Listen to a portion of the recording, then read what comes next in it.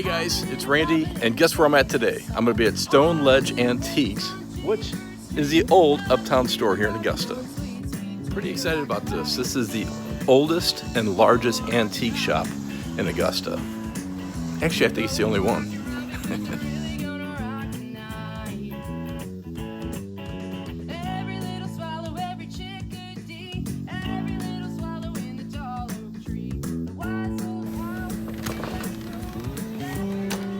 Hi, Lisa. Hey, how you doing, Randy? So we're going to find out all about the antique business here in Augusta. So, Lisa, how did you get involved in the antique business? I actually started selling on eBay.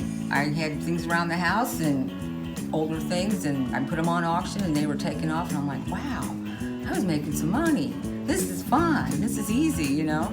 So I had a beauty shop for 20 years, and I don't know, sold the building after, and got into doing it full time. It's just something you loved. Something I love to do, never get tired of it. So then I started working with Ruth Toohill, and she was a mastermind of the antique business. She rehabbed the building here and did a fabulous job. And I've been doing this been here since 2010. And I purchased it from Ruth when she retired, so I've owned it for almost 5 years in December. Okay, so this is the oldest antique shop in Augusta. The oldest in probably the oldest because it's the only one right now. So tell us about the building. The building, it's actually got several different storefronts. There's 3 that I know of, and there's another one up there, so there could be 4. Old Augusta Mercantile sign is still out front. A lot of people want to buy it, won't sell it. It goes with the building. And it had groceries. I know there was a meat.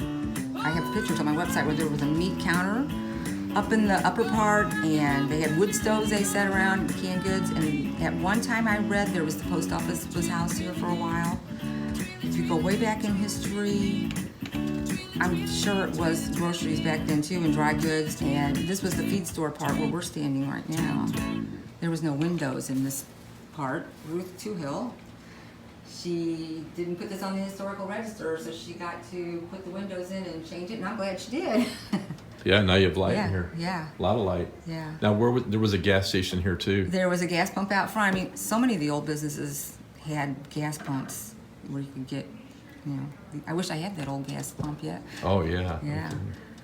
There was actually 2 grocery stores, I understand, back like in the 30s or 40s, I don't know in what era, but the story I've heard is that the other grocery stores in the Emporium, and that the Catholics and the Lutherans didn't frequent the same stores, that the Catholics went to where the Emporium is now, that was a grocery store, and the Lutherans, they would shop at the Uptown store here and get their groceries.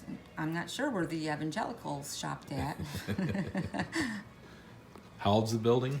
The building, from what I've read and understood, it was built between 1850 and 1875. And that could be because it's in sections.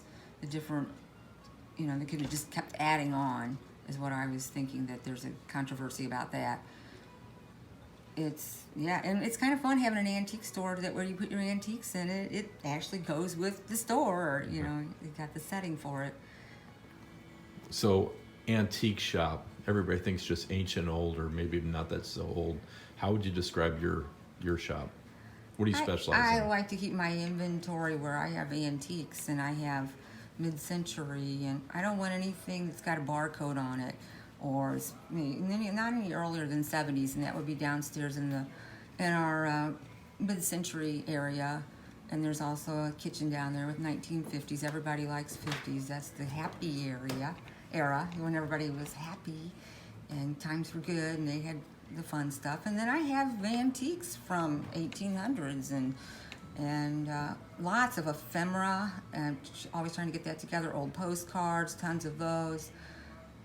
Christmas, keep Christmas out year round, sell Christmas year round. And it's there's early Christmas and mid-century, and those hard to find things. I noticed you have the old post office box up front. Yes, I did get that from a neighbor in town.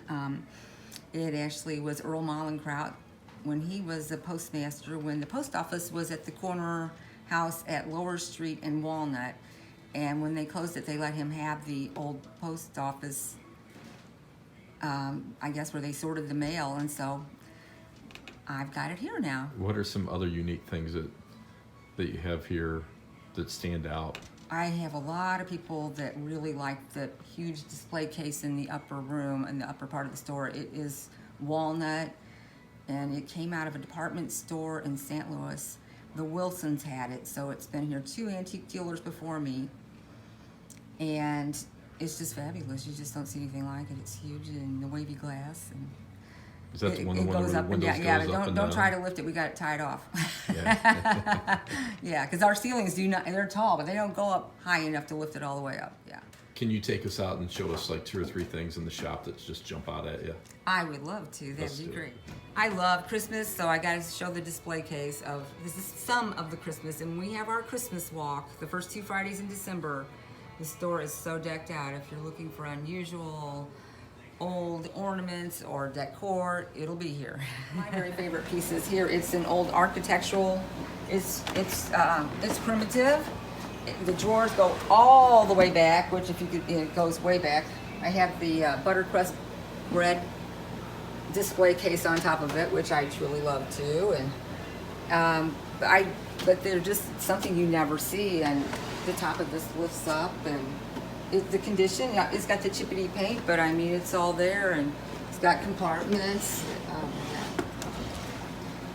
One of them does, but I'm thinking this might have been for a printing press or somebody that had architectural plans or something, that they needed these huge big long drawers to keep it safe.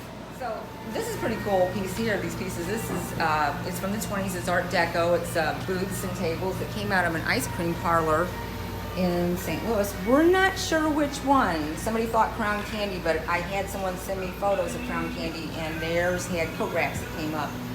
But I'm sure that they were altered with the Formica tops during probably the 50s, but you could use them like they are if anybody, or you could take the tops off and redo them. They'd be awesome. Wow, this says it's 1920 circa Art Deco ice cream parlor booths from St. Louis, as she's saying, but Lisa is actually being the camera lady right now, and I'm just making sure, I'm going to verify that this is really from an ice cream parlor, because if it was from an ice cream parlor, it has to be a bunch of kids in here, right?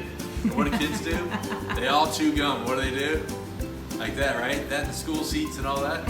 I'm going to check it out and see if this is really out of an ice cream shop. This is a true antique. Check this out. Now, you never know. This might be worth millions. It might have Elvis Presley's gum in there. It could have anybody's gum in there. I mean, Martin Luther King. It could have anybody, right? This could be worth a mint. Here we go. Look at that. Look at that. Jackpot. I recently put up a picture, all the photographs I had around here that I found in the attic and from years ago, or from years since I've been around, and Ruth, and it's the Wall of Shame. So I've got, a lot of plein air. I've got a lot of locals. Here's Lynn Hofer from over at the Emporium where she's at now, and I have a bride who actually bought her wedding dress, her vintage wedding dress here, and there's another bride that was just being photographed in front of the shop.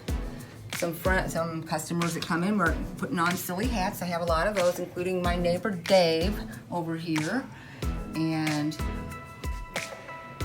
just random pictures of people. And if you want to send them to me, take your picture in here, have me take your picture, I'll add you to the wall. Lisa, thank you so much for having us here. We appreciate all your time, and thanks for the tour around the shop.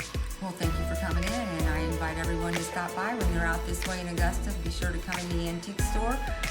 Currently here Fridays, Saturdays, and Sundays. Perfect. And hope to expand those hours in the future. Great. Thank you. Thank you. All right, I'm signing out. Hey guys, thanks for watching. It means so much to us. My name is Randy Hobson, and I'm with Dent Squad. I love pushing dents, but you know what I love more than that? I love wine. I love Augusta. I love all of our rolling hills out in Missouri. And I just ask you guys to come visit Augusta, pay it respect, make sure you visit the antique shop and everything else that Augusta has to offer. We hope to see you soon. See you then.